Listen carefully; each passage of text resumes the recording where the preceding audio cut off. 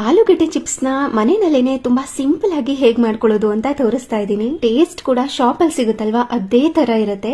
ಮೊದಲಿಗೆ ಆಲೂಗಡ್ಡೆನ 2ರಿಂದ 3 ಸಾರಿ ವಾಶ್ ಮಾಡ್ಕೊಂಡು ಸಿಪ್ಪೆನೆಲ್ಲ ತೆಗೆದು ಐಸ್ ವಾಟರ್ ನಲ್ಲಿ ಹಾಕಿ ಎತ್ತಿಟ್ಕೋಬೇಕು. ನಂತರ ಇನ್ನೊಂದು ಮಿಕ್ಸಿಂಗ್ ಬೌಲ್ ನಲ್ಲಿ ಐಸ್ ವಾಟರ್ ನ ಹಾಕಿ ಆಲೂಗಡ್ಡೆನ ಸ್ಲೈಸ್ ಮಾಡ್ಕೋತೀವಲ್ವಾ, ಅದರಿಂದ ತೀರಾ ತೆಳುವಾಗೇನೆ ಸ್ಲೈಸಸ್ ನ ಮಾಡ್ಕೋಬೇಕಾಗುತ್ತೆ.